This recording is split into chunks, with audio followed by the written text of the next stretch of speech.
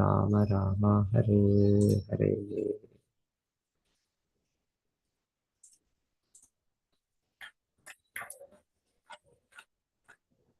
ಭಗವಾನಪಿ ರಾಜರ್ಷೇ ಸೋಪಾಧ್ಯಾಯಸ್ಯ ಚಾಚ್ಯುತಃ ಹರನ್ನಿವ ಮನೋಮುಷ್ಯ ಸ್ವಧಾಮ ಪ್ರತ್ಯಪದ್ಯತ.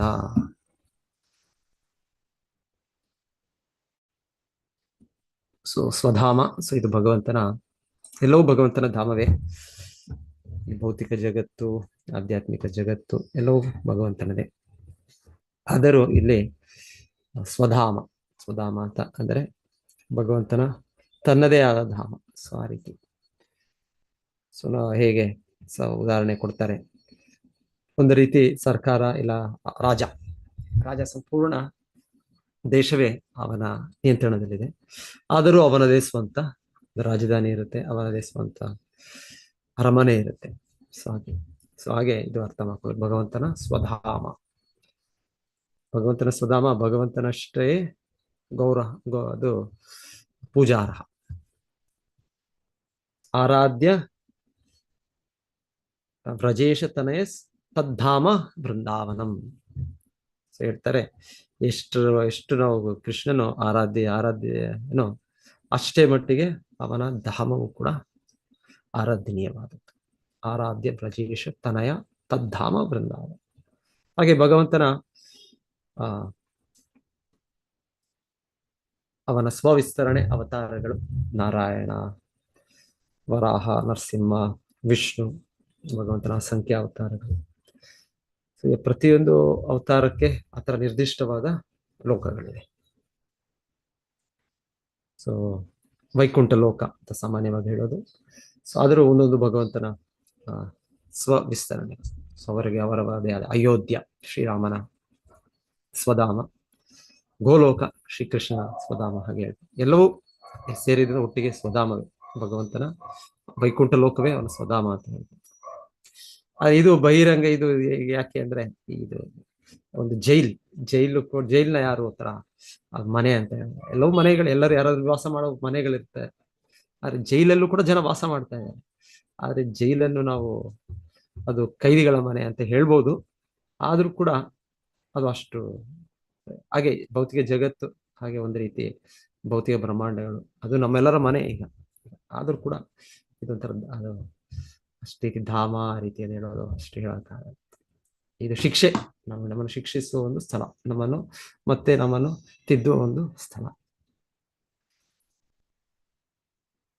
So ಭಗವಂತನ ಗೀತೆಯಲ್ಲಿ ಈ ಸ್ವಧಾಮ, ಸೊ ಅದನ್ನ ತದ್ಧಾಮ ಪರಮಂ ಮಮ. ಸೊ ಆ ನನ್ನ ಧಾಮ ಪರಮಧಾಮ ನನ್ನದು, ಸ್ವಧಾಮ ಪರಮಧಾಮ. ಹೀಗೆ ಬೇರೆ ಬೇರೆ ರೀತಿಯಲ್ಲಿ. ನ ತದ್ ಭಾಷೆಯತೆ ಸೂರ್ಯೋ ನ ತದ್ ಶಶಾಂಕೋ ನ ಪಾವಕ ನ ನಿವರ್ತಂತೆ. ಸೊ ಅಲ್ಲಿ ಹೋದ್ಮೇಲೆ ಮತ್ತೆ ಇಲ್ಲಿ ಬರೋದಿಲ್ಲ. ಅದು ನನ್ನ ಪರಮಧಾಮ, ಅದು ನನ್ನ ಸ್ವಧಾಮ. ಸೊ ಅದನ್ನೇ ಮತ್ತೆ ಶ್ರೀಲ ಪ್ರಭುಪಾದರಲ್ಲಿ ಅಚ್ಯುತ ಅಂತ ಪದ ಭಗವಂತನಿಗೆ ಹೇಳಿದ್ದು. ಭಗವಂತನು ಹಾಗೆ ಆತನ ಆಧ್ಯಾತ್ಮಿಕ ಧಾಮಗಳಿಂದ ಭಗವಂತನು ಇಲ್ಲಿ ಭೌತಿಕ ಧಾಮಕ್ಕೆ ಬಂದ್ರು ಕೂಡ ಅವನು ಸಂಪೂರ್ಣ ಸಚ್ಚಿದಾನಂದ ಸ್ವರೂಪದಲ್ಲಿ ಇರ್ತಾನೆ. ಸೊ ಹಾಗೆ ಅವನು ಅಚ್ಯುತ. ನಾವು ಕೂಡ ಸಚ್ಚಿದಾನಂದ ಜೀವಿಗಳು, ಆದರೆ ನಾವೀಗ ಆ ಸ್ಥಿತಿಯಲ್ಲಿ ಇಲ್ಲ. ನಾವು ಅಸತ್ ಮರಣಕ್ಕೆ ಒಳಗಾಗಿದ್ದೇವೆ, ಅಚಿತ್ ಅಜ್ಞಾನಕ್ಕೆ ಒಳಗಾಗಿದ್ದೇವೆ, ಆ ನಿರಾನಂದ ದುಃಖಗಳು ಕ್ಲೇಶಗಳಿಗೆ ಒಳಗಾಗಿದ್ದೇವೆ. ಸೊ ಹಾಗೆ ನಾವು ಚ್ಯುತ. ಭಗವಂತನ ಯಾವಾಗಲೂ ಕೂಡ ಅಚ್ಯುತ, ಅವನು ಪತನಗೊಳ್ಳೋದಿಲ್ಲ. ಅವನು ಯಾವಾಗಲೂ ತನ್ನ ಮೂಲ ಆಧ್ಯಾತ್ಮಿಕ ರೂಪದಲ್ಲಿ, ತನ್ನ ಆಧ್ಯಾತ್ಮಿಕ ಸ್ಥಿತಿಯಲ್ಲಿ ಸದಾ ಅವನು ಇರ್ತಾನೆ. ಭಗವಂತನಿಗೆ ಆ ಬದಲಾವಣೆಗಳಿಲ್ಲ. ಮತ್ತೆ ಹೇಳಿದಾಗೆ ಇಲ್ಲಿ ಭಗವಂತನು ಎಲ್ಲರನ್ನೂ ಆಕರ್ಷಿಸಿದ. ಸೊ ಅದಕ್ಕೆ ಅವನು ಕೃಷ್ಣ. ಎಲ್ಲ ಜೀವಿಗಳನ್ನು ಅವನು ಆಕರ್ಷಿಸ್ತಾನೆ ಭಗವಂತ. ಎಲ್ಲ ಜೀವಿಗಳಿಗೆ ಸಹಜವಾಗಿ ಅವನು ಆಕರ್ಷಿಸೋದು, ಅವರ ಮನಸ್ಸನ್ನು ಅವನು ಅಪಹರಿಸಿದ ಅಂತ ಹೇಳ್ತಾರೆ. ಹರನ್ನಿವ ಮನೋ ಅಮುಷ್ಯ. ಭಗವಂತನು ಹರನ್ನಿವ, ಹರಿ ಅಂದರೆ ಇದೊಂದು ಭೌತಿಕ ಕ್ಲೇಶಗಳನ್ನು ತೆಗೆಯುವುದು. ಇನ್ನೊಂದು ಹರನ್ ಅಂದ್ರೆ, ಇಲ್ಲಿ ಹರನ್ ಅಂದ್ರೆ ಎಲ್ಲ ಮನಸ್ಸನ್ನು ಅವರು ತನ್ನ ಕಡೆಗೆ ಭಗವಂತನು ಆಕರ್ಷಿಸೋದು ಭಗವಂತನು. ಹಾಗೆ ಸಹಜವಾಗಿ ಭಗವಂತ ಎಲ್ಲ ಜೀವಿಗಳಿಗೆ ಆಕರ್ಷಿತ.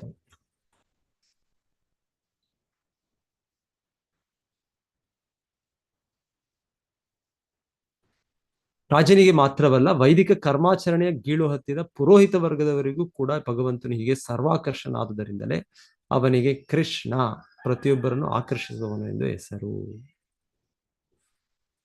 ಮತ್ತೆ ಅವರು ಯಾವ ಧಾಮಕ್ಕೆ ಹೋದ್ರು ಅನ್ನೋದು ಇಲ್ಲಿ ಹೇಳೋದಿಲ್ಲ. ಇಲ್ಲಿ ಭಗವಂತನು ಅವತರಿಸಿದ್ದು ಕ್ಷೀರೋದಕಶಾಹಿ ವಿಷ್ಣು. ಸೊ ಕ್ಷೀರೋದಕಶಾಹಿ ವಿಷ್ಣು ಅವರ ಧಾಮ ಶ್ವೇತದ್ವೀಪ, ಕ್ಷೀರಸಾಗರದಲ್ಲಿ ಇರುವಂತ. ಸೊ ಅಲ್ಲಿಗೆ ಹೊರಟರು ಅಂತ ಇಲ್ಲಿ ಹೇಳ್ತಾ ಇದ್ದಾರೆ. ಸೊ ಎಲ್ಲ ಈ ಭಗವಂತನ ದಿವ್ಯ ರೂಪಗಳು ಎಲ್ಲವೂ ಕೂಡ ಪರಮ ಪುರುಷನೇ, ಅವನೊಬ್ಬನೇ. ಆದರೆ ಅವನ ಹಲವು ರೂಪಗಳಿದೆ, ಹಲವು ಅನಂತ ರೂಪಗಳಿದೆ. ಅದ್ವೈತಂ ಅಚ್ಯುತಂ ಅನಾದಿಂ ಅನಂತ ರೂಪಂ. ಅದ್ವೈತಂ, ಅವನಿಗೆ ಇನ್ನೊಂದು ಸಮ, ಇನ್ನೊಬ್ಬರು ಅವನು ಬಿಟ್ಟು ಇನ್ನೊಂದು ಅಸ್ತಿತ್ವ ಅನ್ನೋದಿಲ್ಲ. ಅದ್ವೈತಂ, ಅವನೇ ಸರ್ವೋನ್ನತ. ಆದರೂ ಅದ್ವೈತ ಮತ್ತು ಅಚ್ಯುತಂ, ಅದ್ವೈತಂ ಅಚ್ಯುತಂ ಮತ್ತು ಅನಾದಿ. ಸೊ ಅವನಿಗೆ ಯಾರು ಕಾರಣರಿಲ್ಲ, ಅವನೇ ಎಲ್ಲರಿಗೆ ಕಾರಣ. ಅದ್ವೈತಂ ಅಚ್ಯುತಂ ಅನಾದಿಂ ಅನಂತ ಅನಂತ ರೂಪಂ. ಆದರೆ ಅವನು ಈಗಿದ್ರೂ ಅವನು ಏಕಕಾಲದಲ್ಲಿ ಅವನು ಕೃಷ್ಣ, ರಾಮ, ನರಸಿಂಹ ಅವರ ಈ ತರ ಅನಂತ ರೂಪಗಳು ಇರ್ತಾನೆ. ಅದ್ವೈತಂ ಅಚ್ಯುತಂ ಅನಾದಿಂ ಅನಂತ ರೂಪಂ. ಆದ್ಯಂ ಪುರಾಣ ಪುರುಷ. ಸೊ ಅವನೇ ಆದಿ, ಮತ್ತೆ ಅವನು ಪುರಾಣ ಪುರುಷ.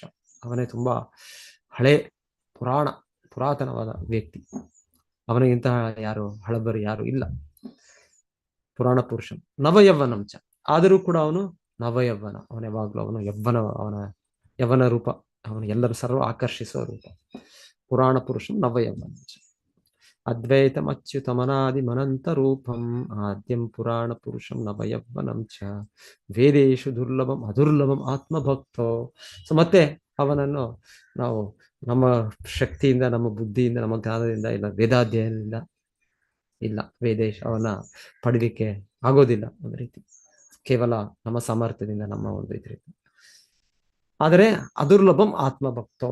ಸೊ ಯಾರು ಭಗವಂತನ ಪರಿಶುದ್ಧ ಭಕ್ತಿ ಸೇವೆಯಲ್ಲಿ ತೊಡಗ್ತಾರೆ, ಸೊ ಅವರಿಗೆ ಅದುರ್ಲಭ, ಅವರಿಗೆ ಸುಲಭವಾಗಿ ಭಗವಂತನು ಗೋಚರವಾಗ್ತಾನೆ. ಗೋವಿಂದಮಾದಿ ಪುರುಷಂ ತಮಹಂ ಭಜ. ಸೊ ಹಾಗೆ ನೆಕ್ಸ್ಟ್ ಶ್ಲೋಕದಲ್ಲಿ ಹಾಗೆ ಹೇಳ್ತಾ ಇರೋದು, ಅದೃಷ್ಟಾಯ ನಮಸ್ಕೃತ್ಯ ನೃಪ ಸಂದರ್ಶಿತಾತ್ಮನೆ ಅವ್ಯಕ್ತಾಯ ಚ ದೇವಾನಾಂ ದೇವಾಯ ಸ್ವಪುರಂ ದೇವ. ಸೊ ಭಗವಂತನ ಅದೃಷ್ಟಾಯ ಅಂದ್ರೆ ಅವನು ಸಾಮಾನ್ಯವಾಗಿ ಕಾಣಿಸ್ಕೊಳ್ಳೋದಿಲ್ಲ. ಅವನು ಭೌತಿಕ ಜಗತ್ತಿನ ನಮ್ಮ ಇಂದ್ರಿಯಗಳ ಇದರ ಮೂಲಕ ನಾವು ಭಗವಂತನ ನೋಡಕ್ಕೆ ಸಾಧ್ಯವಿಲ್ಲ. ಆದರೂ ಭಗವಂತನು ತನ್ನ ಭಕ್ತರಿಗೆ ಯಾವಾಗಲೂ ಕೂಡ ಗೋಚರಿಸ್ತಾನೆ. ಪ್ರೇಮಾಂಜನ ಚುರಿತ ಭಕ್ತಿ ವಿಲೋಚನೆಯ ಸಂತಹ ಸದೈವ ಹೃದಯೇಶು ವಿಲೋಚನೆ. ಅವನನ್ನು ಅದೃಷ್ಟ, ನೋಡಕ್ಕಾಗೋದಿಲ್ಲ, ಅವನು ಅವ್ಯಕ್ತ. ಆದರೂ ಕೂಡ ಆ ಭಕ್ತಿಯ ನೆಲೆಯಲ್ಲಿ ಶುದ್ಧ ಭಕ್ತರಿರೋದ್ರಿಂದ ಅದರಿಂದ ಅವರು ಭಗವಂತನು ಸದೈವ ಹೃದಯೇಶು ಅವರಿಗೆ ಕಾಣಿಸ್ತಾರೆ. ದೇವಾಯ ದೇವಾನಾಂ ದೇವಾಯ. ಸೊ ಹೇಳ್ತಾ ಇರೋದು ಭಗವಂತನು ಎಲ್ಲ ದೇವತೆಗಳಿಗೆ ದೇವ ಭಗವಂತ ಆದಿದೇವ. ಸೊ ಬೇರೆ ಬೇರೆ ರೀತಿಯಲ್ಲಿ ದೇವತೆಗಳಿಗೆ ಸಂಬಂಧಿಸಿದಂತೆ ಭಗವಂತನ ಇದು ಹೇಳೋದು. ಸೊ ಇಲ್ಲಿ ದೇವತೆಗಳಿಗೆ ಅವನು ಪರಮ ಪ್ರಭು, ಎಲ್ಲ ದೇವತೆಗಳಿಗೆ. ಸೊ ಇದು ಎಲ್ಲ ಯಜ್ಞ ಕಾರ್ಯದ ಚಟುವಟಿಕೆ. ಇದರ ನಂತರ ಭಗವಂತನು ಭಗವದ್ಧಾಮಕ್ಕೆ ತೆರಳಿದರು. ಎಲ್ಲ ದೇವತೆಗಳು, ಗಂಧರ್ವರು, ಬೇರೆ ಬೇರೆ ಲೋಕಗಳಿಂದ ಬಂದ ಗಣ್ಯ ವ್ಯಕ್ತಿಗಳು, ಸೊ ಅವರವರು ಎಲ್ಲ ಅಲ್ಲಿ ವಾಪಸ್ ಹೋದರು ಅವರು. ಮತ್ತೆ ಈಗ ಮಹಾರಾಜ ಪೃಥು ಕೂಡ ತನ್ನ ಸ್ವಪುರಂ, ತನ್ನ ರಾಜಧಾನಿ, ತನ್ನ ಸ್ಥಳಕ್ಕೆ ಅವರು ಕೂಡ ಹಿಂದಿರುಗಿದ್ರು ಅಂತ ಹೇಳ್ತಾ ಇದ್ದಾರೆ. ಸೊ ನೆಕ್ಸ್ಟ್ ಅಧ್ಯಾಯದಲ್ಲಿ ಈಗ ಅವರು ತಮ್ಮ ರಾಜ್ಯಕ್ಕೆ ಬಂದಾಗ ಅವರಿಗೆ ಒಂದು ವೆಲ್ಕಮ್, ಹೇಗೆ ಅವರ ಪ್ರಜೆಗಳು ಹೇಗೆ ಮಾಡ್ತಾರೆ. ಸೊ ಪ್ರಜೆಗಳು ಅಷ್ಟು ಆನಂದದಿಂದ, ಅಷ್ಟು ಉಲ್ಲಾಸದಿಂದ, ಅಷ್ಟು ಇದರಿಂದ ಅವರು ಈಗ ವೆಲ್ಕಮ್ ನೆಕ್ಸ್ಟ್ ಅಧ್ಯಾಯದಲ್ಲಿ ನೋಡೋಣ. ಸೊ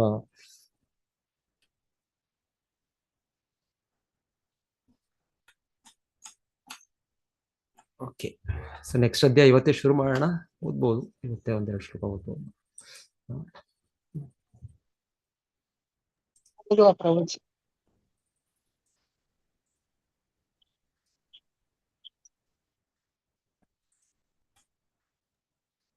ಕಳಿಸ್ಬೇಕಾ? ಅಲ್ಲ ಇದೆಯಾ ಪ್ರಭುಜಿ ನಿಮ್ಮ ಹತ್ರ?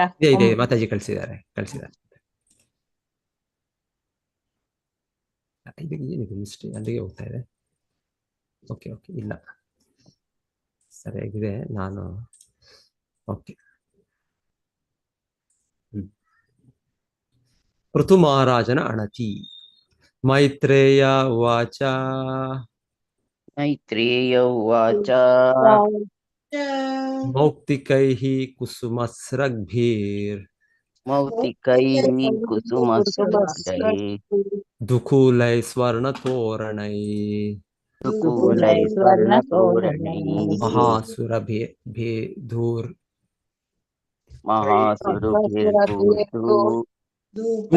ಧೂಪೈರ್. ಓಕೆ, ಮಹಾಸುರಭಿರ್ಧೂಪೈರ್ ಮಂಡಿತಂ ತತ್ರ ತತ್ರ ವೈ. ಮೈತ್ರೇಯ ಉವಾಚ. ಮೈತ್ರೇಯ ಮಹರ್ಷಿಯು ಮಾತನ್ನು ಮುಂದುವರಿಸಿದರು. ಮೌಕ್ತಿಕೈಃ ಮುತ್ತುಗಳಿಂದ ಕುಸುಮ ಹೂಗಳ ಸ್ವರ್ಗ್ಭಿಃ ಮಾಲೆಗಳಿಂದ ದುಕೂಲೈಃ ರೇಷ್ಮೆ ಬಟ್ಟೆಗಳಿಂದ ವರ್ಣ ಚಿನ್ನದ ತೋರಣೈಃ ಬಾಗಿಲುಗಳಿಂದ ಮಹಾಸುರಭಿಭೈಃ ಧೂಪ್ ಸುಗಂಧ ಬೀರುವ ಧೂಪೈಃ ಧೂಪಗಳಿಂದ ಮಂಡಿತಂ ಅಲಂಕರಿಸಲ್ಪಟ್ಟ ತತ್ರ ತತ್ರ ವೈ ಅಲ್ಲಲ್ಲಿ. ಅನುವಾದ ಮತ್ತು ಭಾವಾರ್ಥ ಶಿಲ ಪ್ರಭುಪಾದ ವಿಜಯ್. ಮೈತ್ರೇಯ ಮಹರ್ಷಿಗಳು ವಿದುರನಿಗೆ ಹೇಳಿದರು, ಪೃಥು ಮಹಾರಾಜನು ನಗರ ಪ್ರವೇಶ ಮಾಡುವಾಗ ಅವನನ್ನು ಸ್ವಾಗತಿಸಲು ನಗರವನ್ನು ಮುತ್ತು ರತ್ನಗಳಿಂದಲೂ ಹೂಮಾಲೆಗಳಿಂದಲೂ ಸುಂದರವಾದ ಬಟ್ಟೆಗಳಿಂದಲೂ ಅಲಂಕರಿಸಲಾಗಿತ್ತು. ಚಿನ್ನದ ಬಾಗಿಲುಗಳು ಶೋಭಿಸುತ್ತಿದ್ದುವು. ಇಡೀ ನಗರವು ಮಧುರವಾದ ಸುಗಂಧ ಧೂಪದಿಂದ ಪರಿಮಳಿಸುತ್ತಿದ್ದಿತು. ಮೈತ್ರೇಯ ಮಹರ್ಷಿಗಳು ವಿದುರನಿಗೆ ಹೇಳಿದರು, ಋತು ಮಹಾರಾಜನು ನಗರ ಪ್ರವೇಶ ಮಾಡುವಾಗ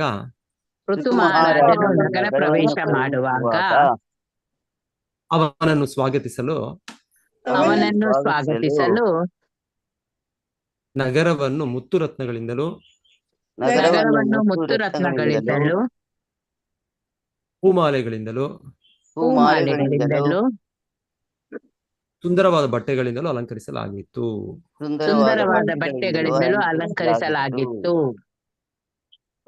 ಚಿನ್ನದ ಬಾಗಿಲುಗಳು ಶೋಭಿಸುತ್ತಿದ್ದುವು. ಇಡೀ ನಗರವು ಮಧುರವಾದ ಸುಗಂಧ ಧೂಪದಿಂದ ಪರಿಮಳಿಸುತ್ತಿದ್ದಿತು. ನೇತ್ರ ಮೋಹನ್ ಮಾತಾಜಿ, ಹರೇ ಕೃಷ್ಣ. ಹರೇ ಕೃಷ್ಣ ಮಾತಾಜಿ. ಹರೇ ಕೃಷ್ಣ ಪ್ರಭುಜಿ. ಹರೇ ಕೃಷ್ಣ. ಭಾವಾರ್ಥ ಬೈ ಶ್ರೀಲ ಪ್ರಭುಪಾದ್ ಕಿ ಜೈ. ನಿಜವಾದ ಸಂಪತ್ತು ಒಂದಾಗುವುದು ಚಿನ್ನ, ಬೆಳ್ಳಿ, ಮುತ್ತುಗಳು, ಬೆಳೆ ಬಾಳುವ ಹರಳುಗಳು, ಹೊಸದಾಗಿ ಹರಳಿದ ಹೂಗಳು, ಮರಗಳು, ರೇಷ್ಮೆ ವಸ್ತ್ರಗಳು ಮೊದಲಾದ ನೈಸರ್ಗಿಕ ವಸ್ತುಗಳಿಂದ.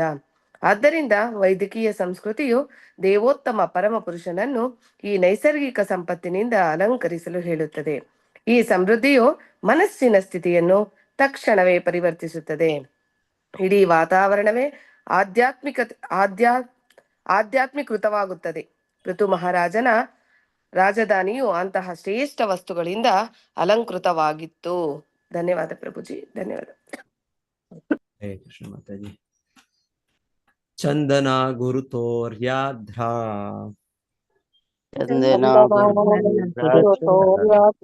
ರತ್ಯಾ ಚತ್ವರ ಮಾರ್ಗವತ್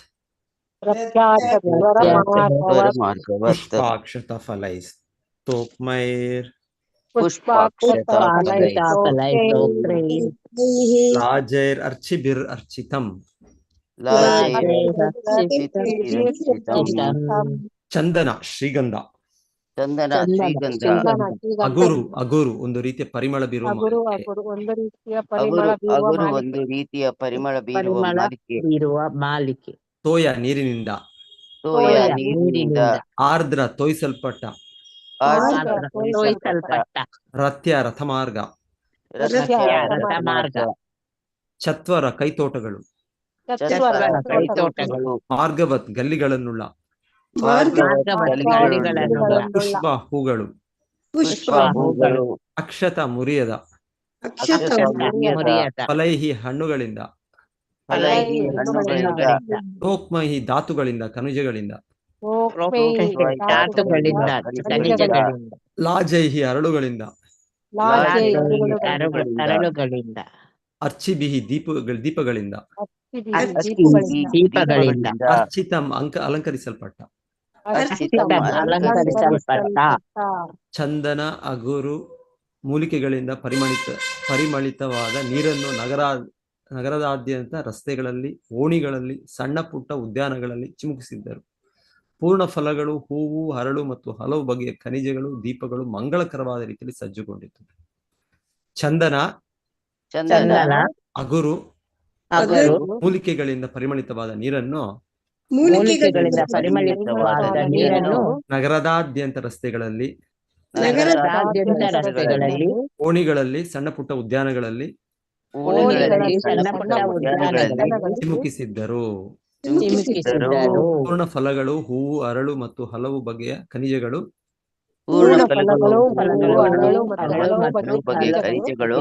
ದೀಪಗಳು ಮಂಗಳಕರವಾದ ರೀತಿಯಲ್ಲಿ ಸಜ್ಜುಗೊಂಡಿದ್ದವು.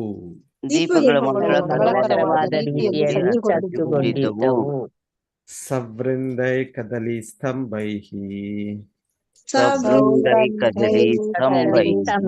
ಪೂಗಪೋತೈಹಿ ಪರಿಷ್ಕೃತಂ ತರುಪಲ್ಲವ ಮಾಲಾಭಿ ಸರ್ವತಾ ಸಮಲಂಕೃತಂ. ವೃಂದೈಹಿ ಹಣ್ಣು ಹೂಗಳಿಂದ ತುಂಬಿರುವ. ಕದಲಿ ಸ್ತಂಭೈಹಿ ಬಾಳೆಯ ಕಂಬಗಳಿಂದ. ಪೂಗಪೋತಹಿ ಮರಿಪ್ರಾಣಿಗಳ ಸಮೂಹದಿಂದ ಮತ್ತು ಆನೆಗಳ ಮೆರವಣಿಗೆಯಿಂದ. ಪ್ರಾಣಿಗಳ ಸಮೂಹದಿಂದ ಮತ್ತು ಆನೆಗಳ ಮೆರವಣಿಗೆಯಿಂದ. ಪರಿಷ್ಕೃತಂ ಬಹು ಚೆನ್ನಾಗಿ ಶುದ್ಧ ಮಾಡಿರುವ. ಕರು ಚಿಕ್ಕ ಗಿಡಗಳು. ಪಲ್ಲವ ಮಾವಿನ ಮರದ ಹಸಿರಾದ ಸೊಪ್ಪುಗಳು. ಮಾಲಾಭಿ ಹೂಮಾಲೆಗಳಿಂದ. ಸರ್ವತಃ ಎಲ್ಲೆಡೆ. ಸಮಲಂಕೃತಂ ರಮ್ಯವಾಗಿ ಅಲಂಕರಿಸಲ್ಪಟ್ಟ.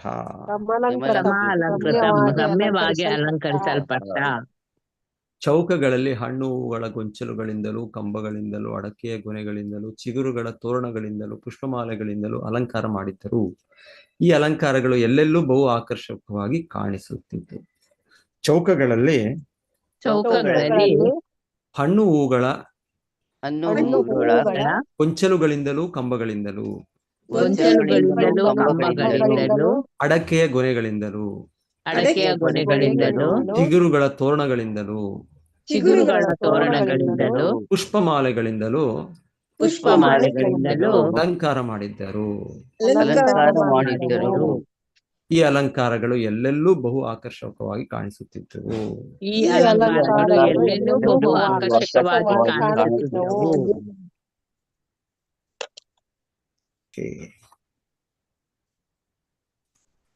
ಸೊ ಇಲ್ಲಿ ಡೆಕೋರೇಷನ್ ಸೊ ಈಗಲೂ ಇದೆ, ನಮ್ಮ ಭಾರತದಲ್ಲಿ ಇಲ್ಲ ಅಂತಲ್ಲ, ಇದು ಸ್ವಲ್ಪ ಆದ್ರೂ ಇದೆ, ಸ್ವಲ್ಪ ಮಟ್ಟಿಗೆ ಆದ್ರೂ ಇದೆ. ಬೇರೆ ದೇಶಗಳಲ್ಲಿ ಗೊತ್ತಿಲ್ಲ ಈಗ ಹೇಗಿರುತ್ತೋ ಅಲ್ಲಿ decorate welcome. But anyway, so ಇದು ಇಲ್ಲಿ ಹೇಳ್ತಾ ಇರೋದು ಸಹಜವಾಗಿ ನಮಗೆ ಇದು ಸಿಗ್ತಾ ಇರುವ ಪ್ರಕೃತಿಯಲ್ಲಿ ಸಿಗುವ ಇದು ಶುಭ ವಸ್ತುಗಳು ಇದೆಲ್ಲ, ಈ ಥರ ಡೆಕೋರೇಷನ್, ಈ ತೋರಣಗಳು, ಹೂಮಾಲೆಗಳು, ಇದೆಲ್ಲ ಇಲ್ಲ ಆರ್ಟಿಫಿಷಿಯಲ್ ಆಗಿ ಎಷ್ಟೆಷ್ಟು ಪ್ಲಾಸ್ಟಿಕ್ಕು ಇನ್ನೊಂದು ಅದೆಲ್ಲ ಉಪಯೋಗಿಸ್ಬೋದು, ಆದ್ರೆ ಇದು ಮೋರ್ ನ್ಯಾಚುರಲ್ ಹೇಳ್ತಾ ಇರ್ತೀವಿ. ಆಮೇಲೆ ಇದು ಅಷ್ಟೇ ಅಲ್ಲ, ಇದು ಸುಂದರವಾಗಿ ಕೂಡ ಇರುತ್ತೆ, ಮತ್ತೆ ಜೊತೆಗೆ ಆ ಥರ ಪರಿಮಳವಾಗೂ ಇರುತ್ತೆ. ಪರಿಮಳ ಮತ್ತೆ ಆ ರೀತಿಯ ಒಂದು ಉಲ್ಲಾಸವನ್ನು ಮನಸ್ಸಿಗೆ ಕೊಡುತ್ತೆ ಅಂತ ಕೂಡ ಇಲ್ಲಿ ಹೇಳ್ತಾ ಇದ್ದಾರೆ. ಮನಸ್ಸನ್ನು ಭೌತಿಕದಿಂದ ಆಧ್ಯಾತ್ಮಿಕಗೆ ತರಲಿಕ್ಕೆ ಒಂದು ಸಾತ್ವಿಕವಾಗಿ ಇರುವ ಇದು ಅಂತ ಕೂಡ ಹೇಳ್ಬೋದು ನಾವು ಒಂದು ರೀತಿ. ಮೊದಲ ಭಾವಾರ್ಥದಂತೂ ಶ್ರೀಲ ಪ್ರಭುಪಾದರು ಮನಸ್ಸನ್ನು ಆಧ್ಯಾತ್ಮಿಕ ಇದು ನೆಕ್ಸ್ಟ್ ಭಾವಾರ್ಥನೇ ಇದು. ಓಕೆ. ಈ ಸಮೃದ್ಧಿಯು ಮನಸ್ಸಿನ ಸ್ಥಿತಿಯನ್ನು ತತ್ಕ್ಷಣವೇ ಪರಿವರ್ತಿಸುತ್ತದೆ, ಇಡೀ ವಾತಾವರಣವೇ ಆಧ್ಯಾತ್ಮೀಕೃತವಾಗುತ್ತದೆ. ಋತು ಮಹಾರಾಜನ ರಾಜಧಾನಿಯು ಅಂತಹ ಶ್ರೇಷ್ಠ ವಸ್ತುಗಳಿಂದ ಅಲಂಕಾರವಾಗುತ್ತೆ. ಶ್ರೇಷ್ಠ ವಸ್ತು ಇಲ್ಲಿ ಹೇಳ್ತಾ ಇರೋದು ಚಿನ್ನ, ಬೆಳ್ಳಿ, ಮುತ್ತುಗಳು, ಇದೆಲ್ಲ ಎಲ್ಲಿ ಯಾರು ಡೆಕೋರೇಷನ್ ಯಾರು ಹತ್ರ ಎಲ್ಲ ಇಟ್ಟರೆ ಯಾರು ಕತ್ಕೊಂಡು ಹೋಗ್ತಾರೆ ಅಷ್ಟೇ. ಇಲ್ಲ CCTV ಕ್ಯಾಮ್ರಾ ಇಡಬೇಕು, ಇನ್ನೊಂದು ಮಾಡಬೇಕು, ಎಲ್ಲ ಅದ್ರ ರಕ್ಷಣೆ ಮಾಡಬೇಕು. ಆದ್ರೆ ಹಿಂದೆ ಅಷ್ಟು ಸಮೃದ್ಧಿ ಇತ್ತು, ಮತ್ತೆ ಎಲ್ಲರಿಗೂ ಅಷ್ಟು ಏನ್ ಹೇಳೋದು ತೃಪ್ತಿ ಇತ್ತು. ಅವ್ರ ಪ್ರತಿಯೊಬ್ಬರ ಹತ್ರ ಕೂಡ ಈ ರೀತಿಯ ವಸ್ತುಗಳು ಇರ್ತಾ ಇತ್ತು.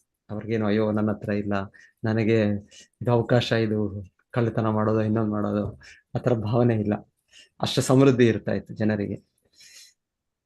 ಈಗ ಇಲ್ಲ, ಈಗ ಅಷ್ಟು ಸಮೃದ್ಧಿ ಇಲ್ಲ. ಅಷ್ಟು ನಾವು ಅನ್ಕೊಳ್ತೇವೆ, ನಾವು ಇಲ್ಲ ತುಂಬಾ ನಾವು ಮುಂದೆ ಹೋಗ್ಬಿಟ್ಟಿದ್ದೀವಿ, ತುಂಬಾ ಹಣ ಸಂಪಾದನೆ ಮಾಡ್ಬಿಟ್ಟಿವಿ, ತುಂಬಾ ನಾವು ದೊಡ್ಡ ಇದಾಗ್ಬಿಟ್ಟಿದೆ. ಎಲ್ಲೋ ಒಬ್ರೋ ಇಬ್ರೋ ಎಲ್ಲೋ ಕೆಲವು ಜನ ಇರ್ಬೋದಾಗ್ತಾರೆ ಅತಿ ಸ್ವಲ್ಪ ಇದು ಪಡೆದವರು. ಅದು ಬಿಟ್ರೆ ಎಲ್ಲರೂ ಕೂಡ ನಾವು ಒಂದು ರೀತಿ ಕಲಿಯುಗದಲ್ಲಿ ಎಲ್ಲ ಬಡವರೇ. ಈ ರೀತಿ ನೋಡಿದ್ರಿ ಎಲ್ಲಿ ಚಿನ್ನ, ಬೆಳ್ಳಿ, ಮುತ್ತುಗಳು ಅದನ್ನ ಎಲ್ಲ ಡೆಕೋರೇಷನ್ಗೆ ಇಲ್ಲಿ ಯೂಸ್ ಮಾಡ್ತಾ ಇದ್ದಾರೆ. ಎಲ್ಲ ಚಿನ್ನದ ಏನ್ ಹೇಳ್ತಾ ಇದ್ದಾರೆ, ಚಿನ್ನದ ಬಾಗಿಲುಗಳು ಇದೆಲ್ಲ ಸ್ಥಾಪಿಸುತ್ತಿದ್ದಾರೆ. ಎಲ್ಲ ಸೊ ಅಲ್ಲೇನು ಸೊ ಆ ರೀತಿ ಅಂದ್ರೆ ಅಷ್ಟು ಸಮೃದ್ಧಿ ಇರೋದ್ರಿಂದ ಇದನ್ನ ಉಪಯೋಗಿಸ್ತಾ ಇದ್ದಾರೆ ಅಂತ ಏನಿದೆ. ಸೊ ಇದು ಮತ್ತೆ ಇಲ್ಲಿ ಹೇಳೋದು ಈ ರೀತಿಯ ವಾತಾವರಣದಿಂದ ಎಲ್ಲವೂ ಆಧ್ಯಾತ್ಮಿಕೃತವಾಗುತ್ತೆ ಅಂತ ಕೂಡ ಹೇಳ್ತಾ ಇದ್ದಾರೆ. ಈ ರೀತಿ ಇವತ್ತು ಸೂಪ್ ಮಾಡ್ಬಿಡಿ ಜ್ಯೋತಿ. ಹರೇ ಕೃಷ್ಣ. ಸೊ ಯಾರು ಏನಾದ್ರು ಹೇಳ್ತೀರಾ ಈ ಡೆಕೋರೇಷನ್ ಬಗ್ಗೆ, ಸೇರಿಸ್ತೀರಾ ನಿಮ್ಮ ಅನುಭವ?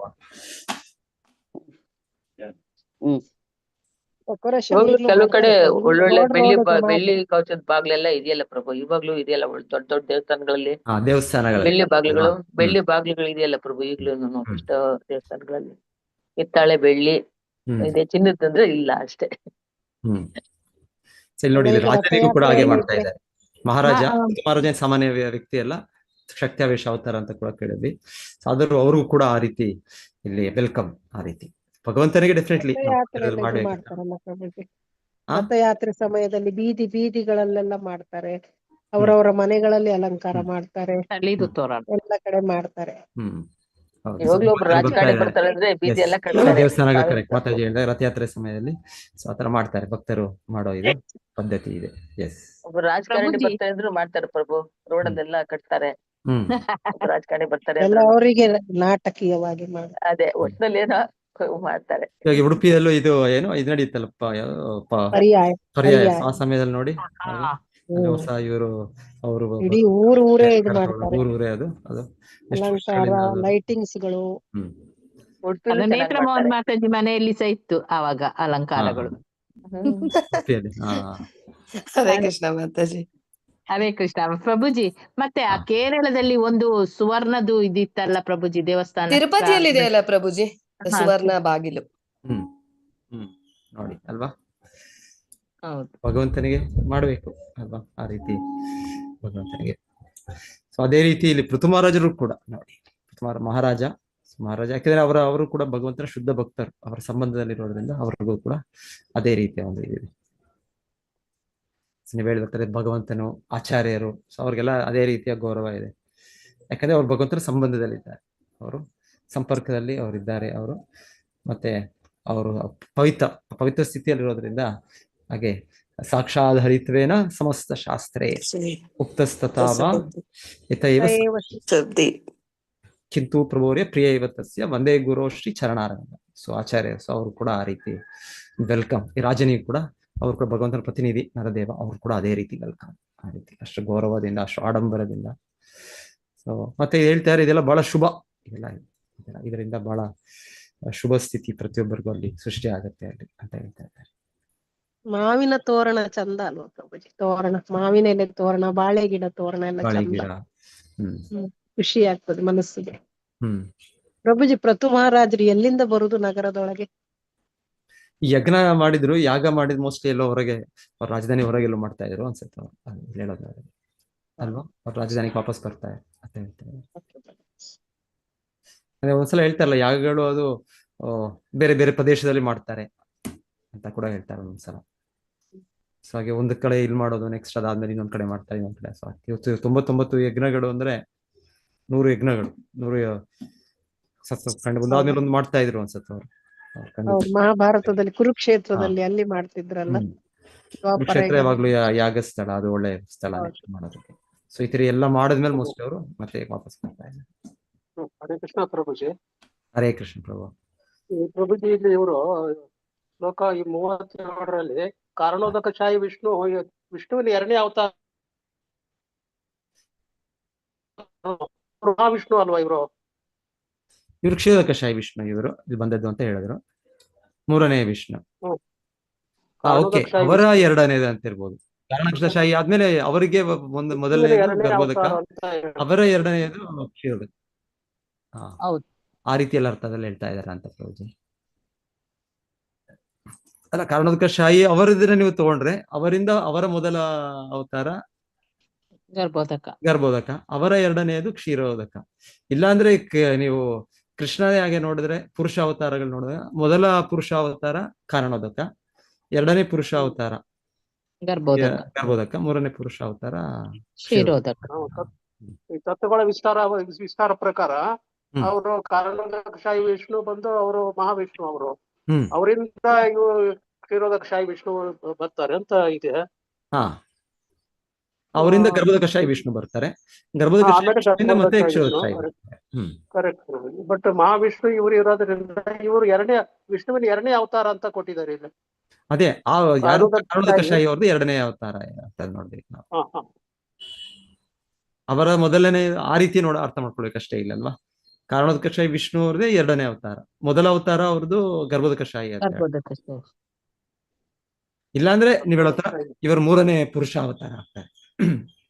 ವಿಷ್ಣುವಿನ ವಿಷ್ಣು ರೂಪದಲ್ಲಿ 3ನೇ ವಿಷ್ಣು ಅವತಾರ ಆಗ್ತಾರೆ. ಎಲ್ಲ ಕೂಡ ವಿಷ್ಣು ಅಂತಾನೆ ಹೇಳ್ತಾರೆ ಈ 3 ರೂಪಗಳು ಕೂಡ. ಕಾರಣೋದಕಶಾಹಿ ವಿಷ್ಣು, ಗರ್ಭೋದಕಶಾಹಿ ವಿಷ್ಣು, 3 ಕೂಡ ಭಗವಂತನ ವಿಷ್ಣು ರೂಪಗಳು, ವಿಷ್ಣು ಅವತಾರಗಳು ಅಂತ ಒಂದು ರೀತಿ ಪುರುಷಾವತಾರಗಳು. ಹರೇ ಕೃಷ್ಣ ಪ್ರಭುಜಿ. ಹರೇ ಕೃಷ್ಣ. ಹರೇ ಕೃಷ್ಣ.